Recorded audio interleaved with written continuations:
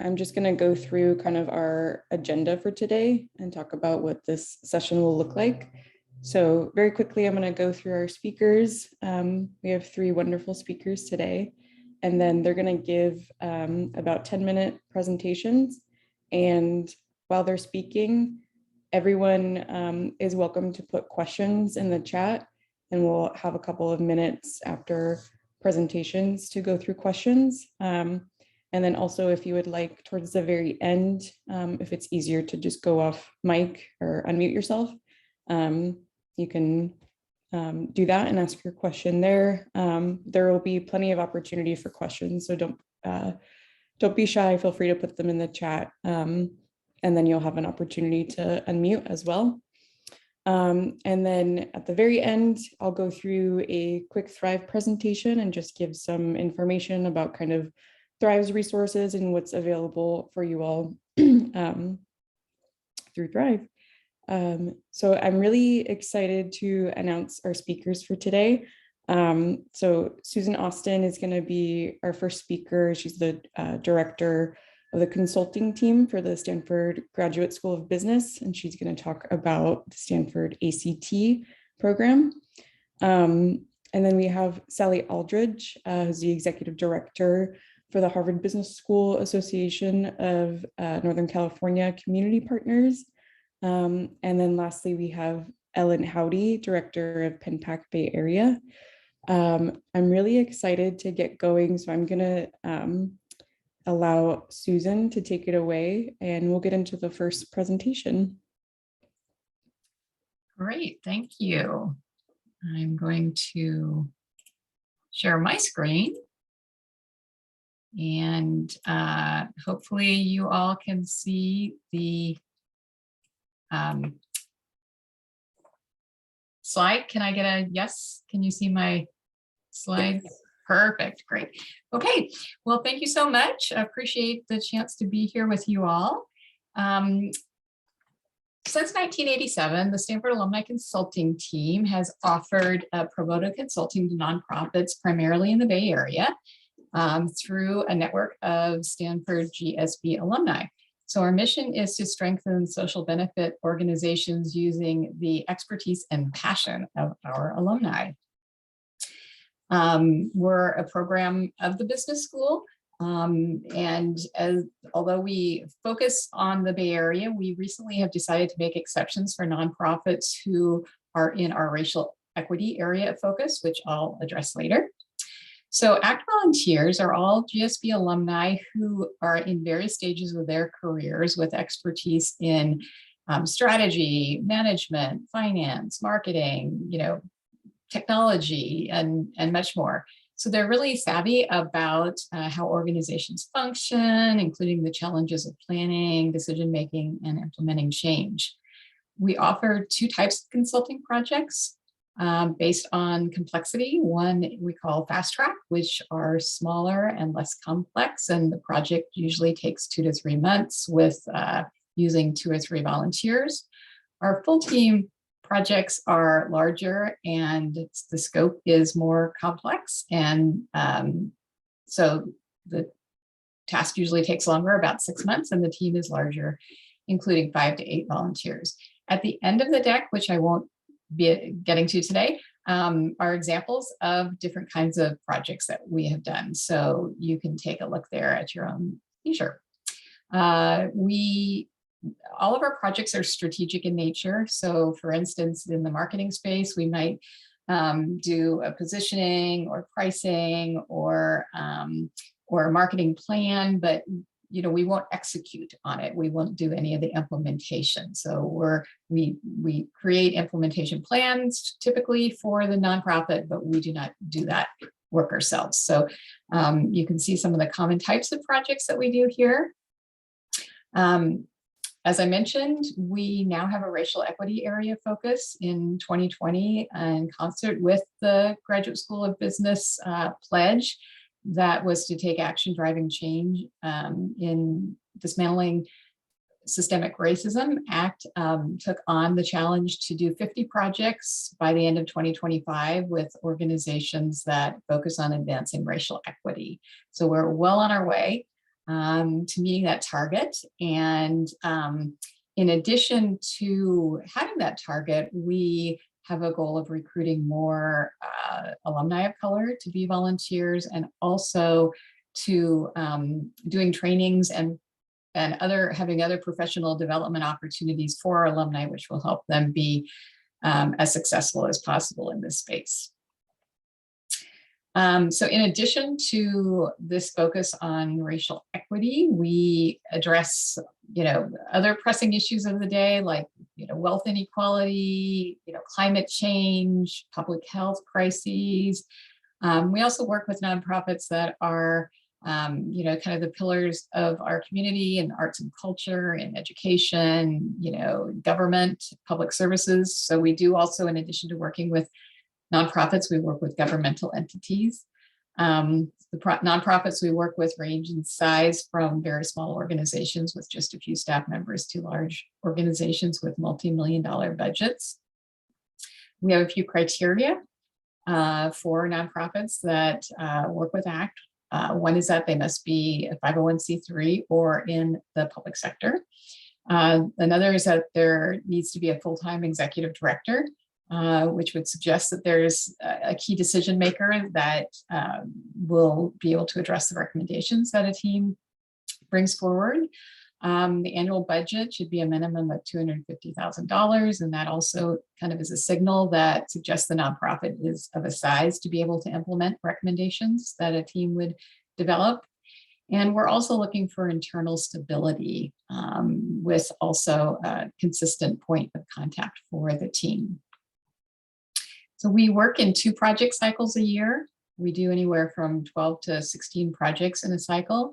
Our spring summer projects have applications due in January, and we kick off the projects in March. And fall winter applications are due in July for projects that kick off in September. So the first step of the process for a nonprofit is to submit an interest form, which is linked to from our website. And a volunteer ACT project screener would contact the organization to gather preliminary information and understand kind of what the needs are and what you hope to accomplish with an ACT project. And if the screener at that point determines that they're, that the organization fits ACT's guidelines and all, then they're invited to submit an application. And after submitting the application, the screener meets with the nonprofit and typically with the executive director and the board chair and anyone else who'd be involved with the project. And at that point, they're looking to make sure it's a good fit for both. The project is a good fit for both the organization and our volunteers. And if this is the case, then the screener will create a project description that we use to then recruit volunteers. And assuming that we are able to successfully recruit a team for the project, which unfortunately isn't always the case, but usually is the case, then the project screener would set up a meeting with the project lead and the client, and would transition the project from the screener to the team. And the project leader will work with you to develop a work plan, and that will outline the objectives, the key areas of investigation, and the expected results of the project. The executive director, board chair, and project lead all sign off on the work plan, and then the team is raring to go. So our multi-step screening process really enables us to ensure that the project's a good fit. And the things that we're really looking for during the screening process is that there's a clearly defined high priority organizational need, that the project has a focus that, again, is an important issue for the organization. We need to make sure that there is alignment between the board and the staff leadership to make sure that it is a high priority and that everyone is in agreement that organizational resources should be spent on this particular effort. The next thing is, the timing to make sure that our cycle aligns with your need, and also that you as an organization understand the demands on you of having a volunteer team of busy professionals, working with you in terms of, you're having a point of contact to get the team up to speed, having someone who can give access to data and people to interview, to engage in meetings. All those things are part of what it takes for a nonprofit to work with ACT. We're also then looking to make sure that the client has the resources to implement the team's recommendations, and thereby making the project a good use of everyone's time. As I mentioned, I think at the beginning, ACT started in 1987. And the gray area on the bottom half, you can see the impact that ACT has had in 2021, which is representative of an average year. You'll note from the top half that we've served 755 nonprofits and completed 986 projects. And the difference there is because we welcome nonprofits back to ACT for a follow-on project or a project 5 years down the road that's completely unrelated to the initial one. We really love nonprofits to consider ACT as a strategic partner for your organization. So again, there are additional slides with examples for you to peruse on your own, but for now, I'll stop and take questions. Thank you so much, Susan. If anybody has any questions, feel free to unmute yourselves. Otherwise, if it kind of takes a couple minutes to process, you'll have plenty of opportunity throughout today's presentation to add your questions to the chat.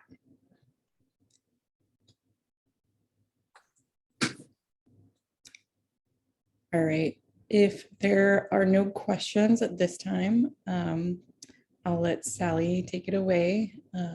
Thank you so much, Susan, very informative. And I'll be sending out a follow-up email with links and resources, as well as the presentation slides. And the recording of this session will be up on our YouTube page very soon as well. All right, Sally, I'm going to spotlight you and then let you take it away. Thank you, Kirsten. Hi, everyone. My name is Sally Aldridge. I'm the Executive Director of Community Partners for the Harvard Business School in Northern California.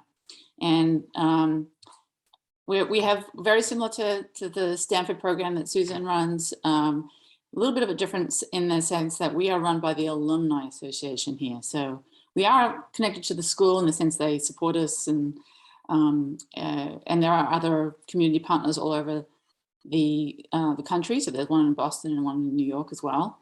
And so we focus on the Bay Area. However, since that most things have been virtual, we've sort of blurred those lines. And so I saw on Susan's slide that they now serve Texas and broader, and that's happened to us as well over the pandemic. So I'm going to share my slides. Okay, here we go. So today I just wanted to take you through an overview of what we do and highlight some key things that are strengths of our program. So our mission, we actually focus on our alumni, and what we focus on is helping them make a positive social impact in their community. And we do that by offering these pro bono consulting to nonprofits. And we found that the alumni really, really enjoy giving back, and in particular giving back by giving their skills and experience to organizations that are doing good work. So, and our vision is that we really want all alumni to experience this wonderful, experience of giving back. And, we have been going also for around 35 years. And over those years, we've had a tremendous impact on our alumni who do the program and also the nonprofits that participate. We have an impact report, which I have linked here, so you'll see that, and that goes through the last 5 years of impact that we've had to our alumni and to nonprofits in the Bay Area. So maybe I'll just step back a little bit and talk about myself a little bit and the program and why I'm doing this. So I'm actually a Harvard Business School alumni myself. I was HBS 96. I'm a long-term volunteer for this organization. And a while ago, I've been 20 years in tech marketing, and I really had an epiphany about what I want to do for the sort of next phase of my career, and that was do the right thing by people on the planet. And so I joined this organization because what we do is we really help nonprofits improve capacity. And a lot of the organizations we work with are doing the right thing by people on the planet. We work with across several sectors: social services, the environment, civic organizations, healthcare, arts and culture, and education. And my role is to help these organizations to think through what their challenges are, how to pose the question correctly, so when they come into our application process, they're more successful. So it's really been a wonderful experience, because I'm helping these organizations think through the challenges that they're facing, which is really rewarding. Okay, so I'm just going to go through a little bit about what our program is. So unlike Stanford focuses on pro bono consulting. We also have another product, which is brainstorming. So I'll go into that in a little bit. Similar to our numbers here, like every year we have like 200 to 300 alumni that volunteer. We work with like 40 to 50 nonprofits, and we deliver about $2.5 million to $3 million in consulting value. And we also have a scholarship program where we send nonprofit leaders to Harvard Business School for the executive education program over the summer. And this summer we're sending 4 local nonprofit leaders who get to, expand their own skills and experience through Harvard Business School. So just a little bit more information about our products. So we have the consulting product, which is like 2 to 3 months, but we also have this brainstorm product, which is 90 minutes. And that we found that really works for the Harvard Business School alumni in particular, because Harvard Business School is all about the case study method, where we go into class, we read a case, we go into class, and we discuss what we would do in this scenario. And so the 90-minute brainstorms, where a client would pose a question, and then our alumni come and take 90 minutes out of their day, is very like a HBS class. And so it works really well for the alumni, because they're taking only 90 minutes out of their day, and the clients really find a lot of value, because a lot of ideas come up that they haven't really thought of. So that's a particularly natural fit for Harvard Business School. We do have criteria as well for those 2 programs. So the consulting, it's a budget of over 500K, but brainstorms, we lower that requirement. We do 3 sets of brainstorms a year and 2 consulting programs a year. So we sort of have a whole year program that has both products interweaved with each other. And so all of our deadlines are on the website, and the applications are on the website. Most of our clients come through referral. Given that we've been around for 35 years, a lot of nonprofits know us, or there's somebody on their board that knows about the program. And we are starting to find some particular strengths of our alumni. In particular, this year we're working with quite a few civic organizations. And what we've found is that some of the alumni that work at Facebook or Google or tech organizations have a lot of experience in metrics and balanced scorecard type experience and skills. And so we're bringing that to civic organizations. So we're doing a project for the city of San Francisco right now, and also the city of San Jose. And in particular, we're helping them with measuring outcomes on their balanced scorecard. So that's a really fascinating area. And our alumni really enjoy it, because they can bring their skills and experience to help these civic organizations have more impact and help solve big problems like homelessness and public safety and things like that. We also, similar to Stanford, we really focus on the strategy, so strategic planning, marketing, finance are all strengths of ours as well. The other thing that we do every year, and the last couple of years, is we hold a nonprofit board summit, and that was actually a few weeks ago. And so basically, what it is, it's a virtual summit that focuses on nonprofit boards and how those boards could have more impact. And we host it in conjunction with our alumni organizations in New York and Boston. So it's a national conference held virtually. And this year we had some fantastic speakers. So we had Valerie Jarrett from the Obama Foundation. We had Carla Harris from Morgan Stanley. We had Bridgespan, and we had DRK.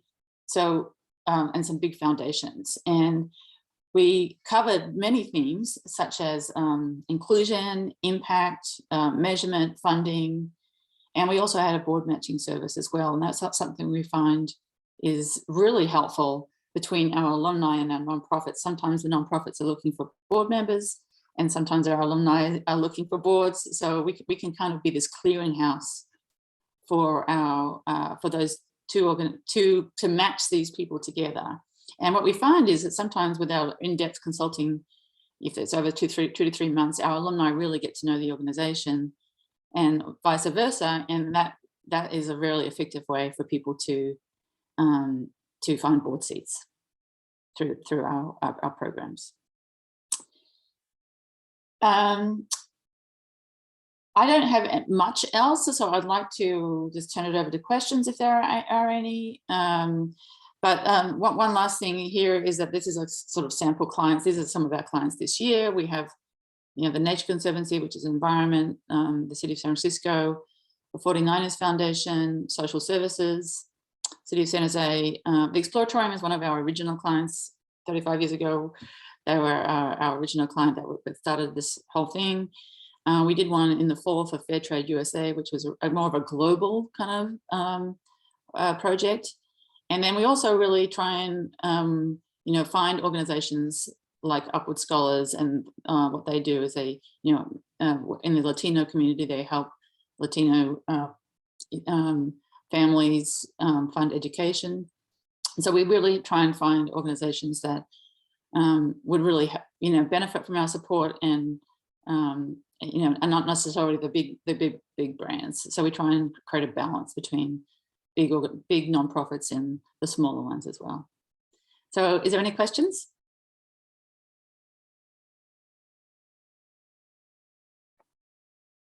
No, well, I'll hand it back to Kirsten. Thank you so much, Kirsten, for having us. Thank you, Sally. Ellen, if you would like to go next, I'll spotlight you. Okay.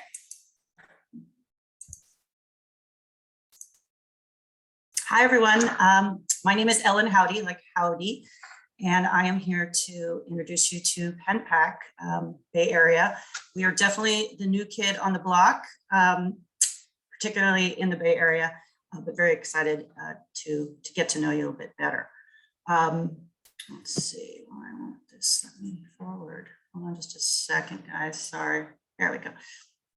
So very quickly, I'll touch on the University of Pennsylvania, then dig into what is PennPAC, how does it work, who do we serve? There's a lot of similarities to the fabulous organizations you've already heard from. So I'll try to speed over those similarities and really focus on differences. Very quickly, the University of Pennsylvania, in case you're not familiar, founded in Philadelphia in 1740 by a group that included Benjamin Franklin. Many undergraduate and graduate programs, including the Wharton School, the first business school in the United States, with a local campus here in San Francisco. We recently tapped over 10,000 alumni in the Bay Area, which is very new development, making us the third region in the world for Penn alumni. That was definitely not the case when I moved to San Francisco 25 years ago. So it's been a very exciting development and a great source of growth for us here at PennPAC. We are now third behind Philadelphia and New York, which are coincidentally and perfectly the sites for the other PennPAC chapters. So what is PennPAC? We bring together Penn alumni from all schools, classes, and backgrounds to serve as pro bono consultants for nonprofits, similarly to the other two programs you've heard from today. We're a shared interest group of Penn, but are in no way controlled or funded by the university. Our mission statement is to harness the intellectual talents and professional skills of Penn alumni in a meaningful and socially beneficial way. Our tag is harnessing Penn pride to help nonprofits thrive. Very quickly, some history. We were founded in 2010 in New York. The Philadelphia chapter started in 2012, and we came to the Bay Area in 2017 under the name PennPAC Silicon Valley. I took over the chapter at the end of 19, and we decided to change the name to PennPAC Bay Area to better reflect the fact that we have volunteers and clients across the region, from Danville to Santa Rosa to Los Gatos. To date, nationwide, we've served over 175 nonprofits with over 1,500 volunteers, donating over 45,000 work hours. Those numbers are very heavily generated out of New York, which is by far our biggest chapter, but I'm happy to say that the Bay Area chapter is our fastest growing. So how does it work? Spring and fall sessions, usually starting in March or September. Happy to start earlier if it works better for the team and the client. Our full projects are teams of 6 to 7 volunteer consultants who commit to 3 to 5 hours a week for 9 to 10 weeks. Our mini projects, and I'll touch on the differences, are smaller teams for shorter duration. As Susan so eloquently described, clearly defined project scopes are essential for a path to success. We work with our client applicants before projects start to make sure that the project is defined and achievable in the amount of time that we are willing to donate. Actionable excuse me, sorry, I'm a little nervous. Actionable deliverables are essential as well. We're looking to give our clients something that they can action on, something that will create a decent amount of impact in their organization. Types of consulting projects, again, something of considerable value for the nonprofit client for which they don't have the bandwidth or expertise to complete on their own. Variety of different topics listed here. Parameters, 501c3 status, does not promote a specific religious or political belief. Full projects, we're looking to work with organizations with budgets of at least $1 million, 5 full-time employees. That is not a hard and fast rule by any means. And for mini projects, again, which are smaller in size of team and duration, we're happy to work with organizations of any size. Strong commitment and organizational readiness are key. So commitment and stability, commitment from the staff and board, stability of the organization is very, very important. I thought I'd touch on a couple recent projects. Satika Counseling Center is a Thrive Alliance member. If you know the folks there, please feel free to reach out to them and ask them about their experience with us. They provide addiction and mental health and violence prevention services. They asked us to help them with technology infrastructure recommendations and implementation because they had been working almost exclusively on paper. As you can imagine, that's challenging in any circumstance, but the pandemic really exacerbated those challenges for them. So the work streams were to do a deep dive into their technology requirements, priorities, and wish lists, and then to research a variety of solutions with consideration of those requirements, including scheduling, billing, intakes, electronic health records, telehealth, et cetera, all while being under a pretty meaningful budget constraint. The deliverables we gave were 3 finalist software offerings narrowed from 10, live demonstrations of the capabilities and usage of these technologies, and a multi-step roadmap for execution. This team was comprised of 2 professional consultants, a software engineer, 2 healthcare analysts, and a technology project manager. Their degrees from Penn were 1 MBA, 1 master's in IT, 2 BSs, 1 from Wharton, and 1 from engineering, and multiple BAs awarded from Penn. And so this is a real differentiator from our program versus the others you've heard from. We source alumni from all Penn schools. I'd say usually half our teams are usually half folks from Wharton and half from other schools. We get School of Graduate Education. Here we had technology, of course. We've recently tapped into the School for Public Policy, which has a lot of programming around nonprofit leadership. So we have some folks on our teams who are nonprofit leaders themselves. So we look for very balanced and diverse approaches and background in our teams. Let's see, how am I doing on time? Very quickly, just finished this mini project last month with 5 Buckets Foundation.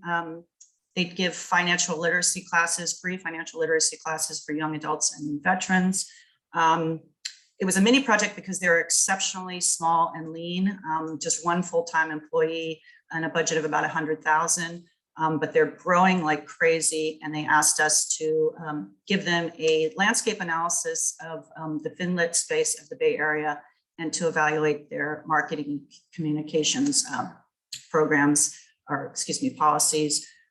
This team was comprised of a marketing consultant, a brand manager, a nonprofit director of development, and a project manager with an MBA, a master's in education, a BS, and a BA from Penn. Here are some other Bay Area projects. You'll notice the Thrive Alliance was a client of ours. Family Connections is another member of the Thrive Alliance.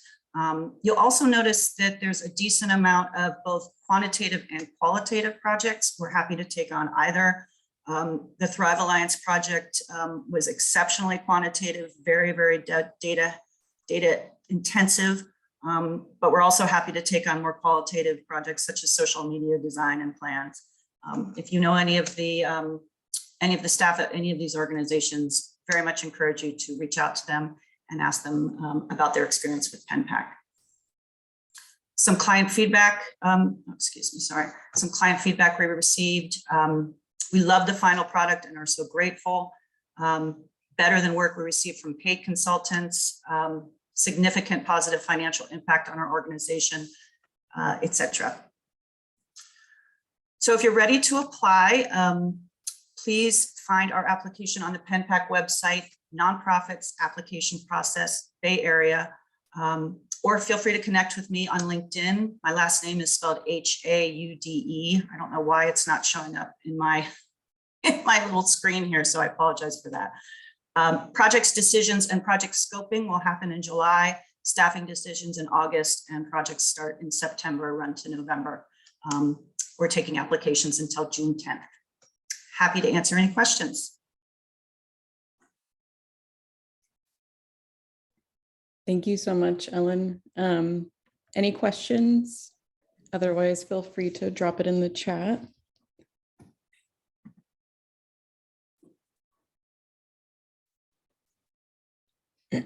Okay. If there are any questions, again, feel free to put it in the chat. We'll have plenty of time. I'm going to run through a few slides very quickly about Thrive.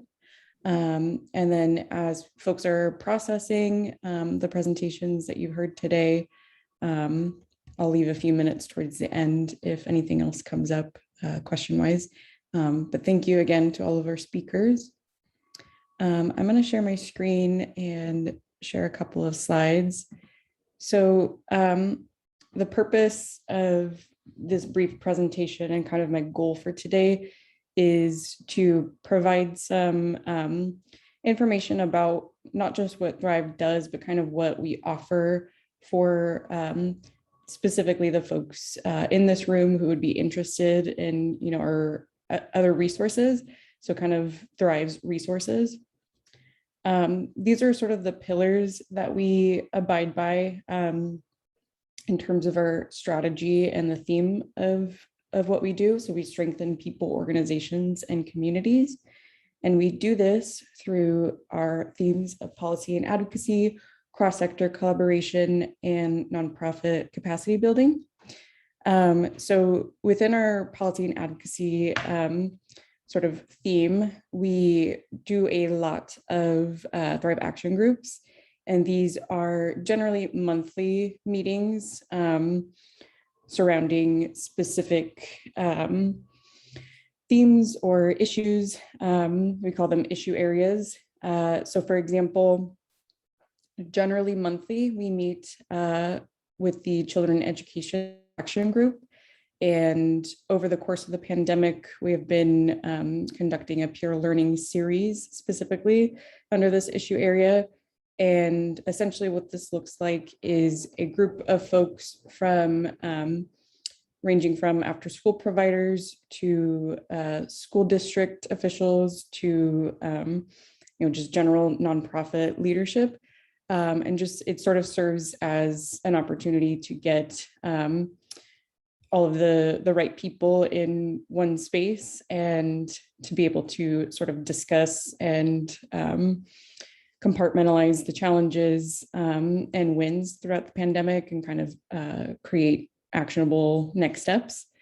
And then in terms of our Environment Sustainability Thrive Action Group, we're actually going to be doing a Environmental Justice Summit. So we'll have more information coming soon, but that's going to be a big and wonderful event for us. And then cross-sector collaboration looks like a few different things for us. So we have conducted a number of town halls, and over the course of the last couple of years, they've been virtual. But you can see this example here with Congresswoman Jackie Spear. And then most recently, just a couple of weeks ago, we got together in person for our Leadership Circle luncheon. And this is an exclusive space for nonprofit executives to come and convene and get together over lunch and network and discuss current issues and discuss actionable steps. We had a number of presenters and over 100 people in the same room at this in-person event, and we served food, and it was great to get together in person for the first time in a long time. And then nonprofit capacity building. One good example is our Thrive On Board events, which will be coming back soon. We've kind of paused this over the duration of the pandemic.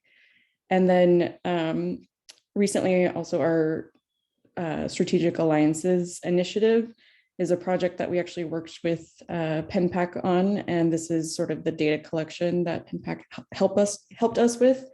And we sort of surveyed the nonprofit sector to see kind of how it's going over the course of the pandemic and what it's looking like for nonprofits after the pandemic as well. So we got some great information, and it's still sort of evolving, but a lot of insights are coming from this data, and we're able to kind of map out next steps and sort of recovery. And then in terms of other recovery initiatives that Thrive is doing, our CCATS programs, so COVID-19 community action teams. This is an initiative that we started actually in November of 2020 with the San Mateo County Office of Community Affairs.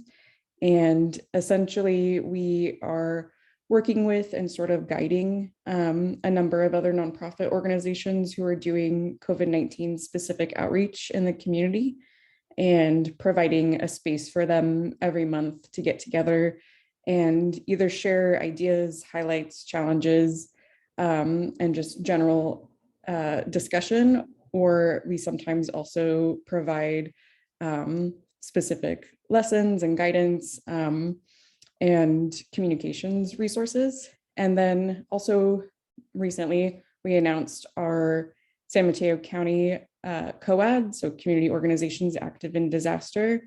And this is still in the works, but essentially what this is going to look like is across sectors, organizations kind of grouping together and creating contingency plans and preparedness for emergencies and disasters.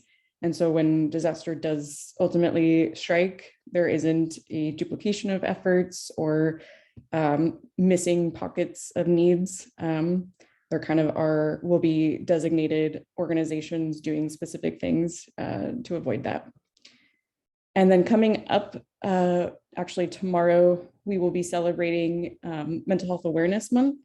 So our Thrive Wellness Wednesdays is a program that we are doing every other month with the San Mateo County Employee Wellness Team. And so they come in and provide lessons, presentations, guidance, and worksheets for folks for general sort of well-being and stress management.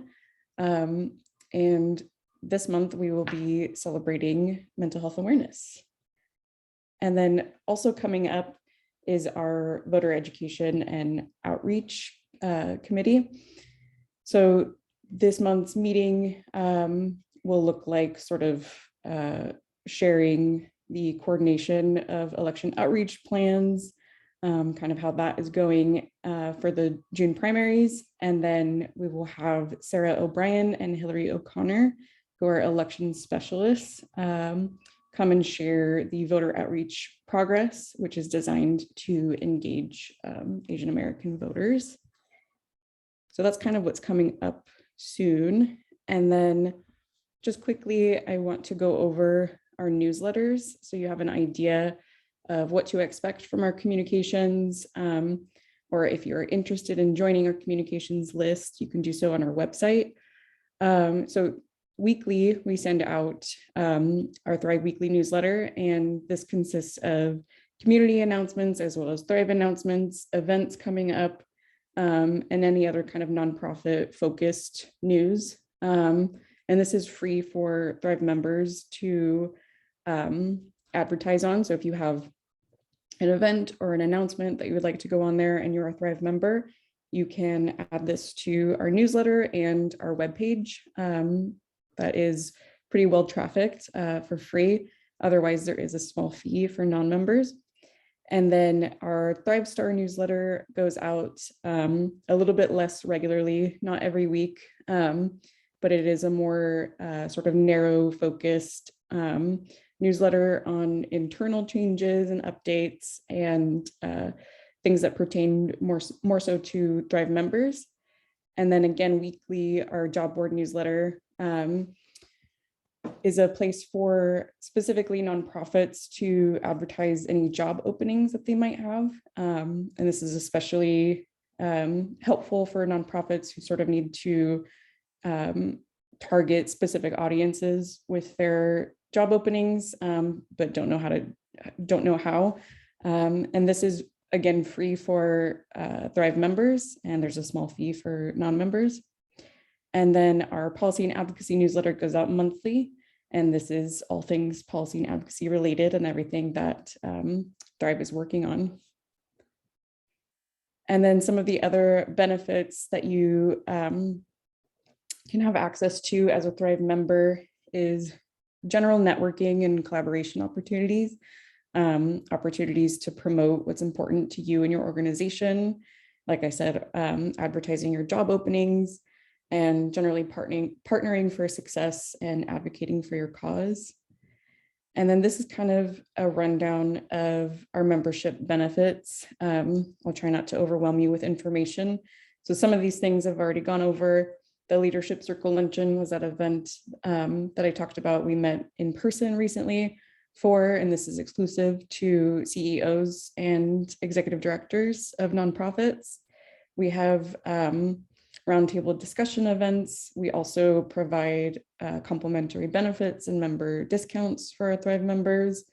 And then, as you can see, a few other opportunities. Our newsletters are an incredible opportunity for nonprofits looking to advertise events and announcements, job openings, or just generally kind of get a sense of what's going on in the sector. And then our onboard match events as well, if you're looking for board recruitment opportunities. So that's an overview of what Thrive does and what we can offer. If there are any questions, I'll leave it open. I also just want to quickly let you know that Thrive has just finished a multitude of candidate forum sessions, and you can find those on our website. And I'll put the link to our website in the chat you can watch all the recordings there and on our YouTube channel. So there's a question in the chat that I see. All three programs sound fantastic. Since the pro bono services are similar, how would you recommend we choose which one to apply for? Is it a very competitive process such that we should apply for all three? That's a great question. I'll let our speakers provide a little bit more insight, but to me, it sounds like there are different qualifications for each service. So I would definitely reflect and see which one applies most closely to your organization and what you're looking for. But Ellen, Sally, and Susan, if you can provide any more insight, that would be helpful. I'm happy to start by saying that we actually ask that you just apply to ACT, or I'm not sure, I don't want to speak for Sally and Ellen, but we, on our application, they'll ask if you're working with anyone else. We, I think we're all leanly run, and we don't want to have our resources spent, us all duplicating our resources and trying to recruit volunteers when only one team is going to work with a client. So for us, for ACT, it's important to know that you've chosen us, and we collaborate, we share resources, and I think Harvard and PennPAC, fantastic organizations, and it's fine if you go with them instead of us. In fact, sometimes, we have organizations that have board members who are both HBS and GSB alumni. I mean, different people who are, and so one time they'll come to ACT and one time they'll go to HBS, and back and forth. And, some of the people on Sally's list for this year have been on our list in past years, and it's all good. It's all good. So that's my input. I will say that since I'm on, since we are so new to this space, particularly in the Bay Area, our biggest challenge is finding clients. We are frequently turning volunteers away. We have many more volunteers than we can staff. So presuming that the project is well-defined and the organization is in a place of stability, that on our end, it is not a competitive process. We take on every client that we see who fits those requirements.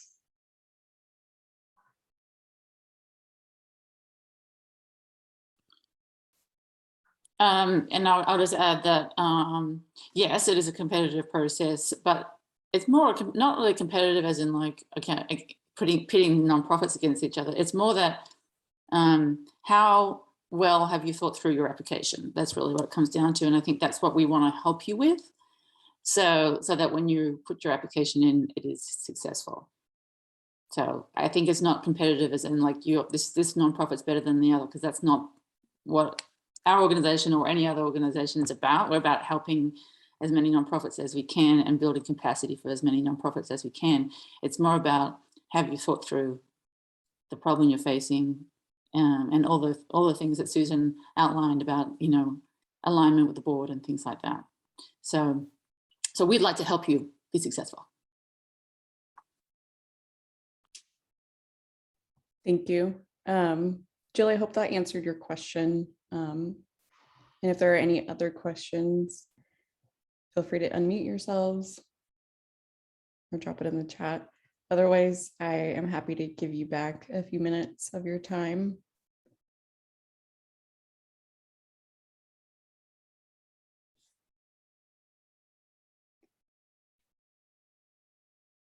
Okay, well, I want to say thank you so much, Ellen, Sally, Susan. It was great to have you, and we're really appreciative for you being here and going through your robust offerings. This is extremely helpful, and we're very happy to have you here. Thank you. Thank you. Thank you for having us.